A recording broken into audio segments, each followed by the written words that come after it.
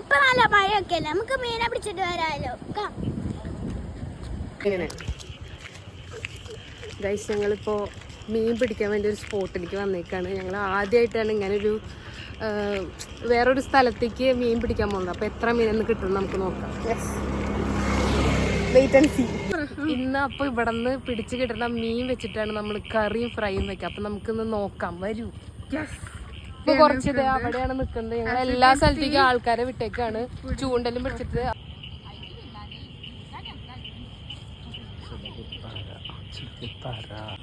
ഇപ്പൊ ഞങ്ങൾ 5 മീനെ പിടിച്ചു. ഇനി ബാക്കി ഇപ്പൊ പിടിക്കാൻ വേണ്ടി നിക്കാണ്. കണ്ടോ, എല്ലാവരും ഹൈടെക് ചൂണ്ടൽ വെച്ചിട്ട് ശ്രമിക്കുന്നുണ്ട്, പക്ഷെ അവർക്കൊന്നും കിട്ടുന്നില്ല. ഞങ്ങൾ ഈ നാടൻ ചൂണ്ടൽ വെച്ചിട്ടാണ് പിടിക്കുന്നത്. ബക്കറ്റ് ഇപ്പൊ തീ കൊടുക്കാൻ പോയിട്ട് ഇതാ ഫീഡ് കണ്ടോ, ഇതാണ് മീനെ പിടിക്കാനുള്ള സാധനം. നിങ്ങൾക്ക് വേണമെങ്കിൽ ലിങ്ക് പറഞ്ഞാൽ മതി, അപ്പൊ ഞങ്ങൾ അയച്ചു തരാം ഈ സാധനം ഉണ്ടാക്കിയിട്ട്.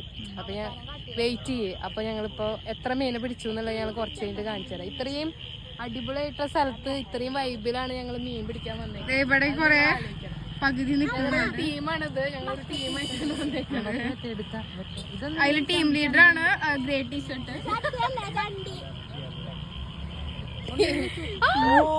എന്താ ഇതിലാർക്കാണ് മീനെ കിട്ടുകയെന്ന് നമുക്കറിയാം. 3 ആളും ട്രൈ ചെയ്യാണ്. ഒരാള് ബ്രാലിനെ പിടിക്കാനുള്ള ചൂണ്ടയാണ്, ഞങ്ങള് വീട്ടില് സ്വന്തമായി ഉണ്ടാക്കിയ ചൂണ്ടലാണ്. ഒരാള് കല്ലുത്തീനെ പിടിക്കുക, അതാണ് ദിവു പിടിച്ചിട്ടുള്ളത്. ദിവു ഒന്ന് തിരിഞ്ഞു നോക്കൂ, കണ്ടോ, ഈ കുട്ടി അങ്ങനത്തെയാണ് പിടിച്ചിട്ടുള്ളത്. നന്ദു പിടിച്ചിട്ടുള്ളത് പരല്. അപ്പൊ 3 ഒറ്റയടിക്ക് കൊത്തും. നേരത്തെ തന്നെ പിടിച്ചത് ഇടാൻ സ്ഥലമില്ലാണ്ട് ഞങ്ങൾ വേറെ ബക്കറ്റ് കടം മേടിച്ചു. അപ്പൊ ഇനി നമുക്ക് നോക്കാം. അതെ, വീട്ടിൽ വെച്ചിട്ട് ഇത്രയധികം സ്പെഷ്യൽ വെറൈറ്റി ചൂണ്ടകൾ നമുക്ക് ഉണ്ടാക്കാൻ പറ്റുന്ന വേണമെങ്കിൽ ഞങ്ങളുടെ ഈ വീഡിയോ കൂടെ ആയിരിക്കും നിങ്ങൾ അറിയണ്ടാവുക. ഇത് സക്സസ് ആയി ഞങ്ങൾ ഇതൊരു ബിസിനസ് ആക്കി എടുക്കാനാണ് വിചാരിച്ചുള്ളത്.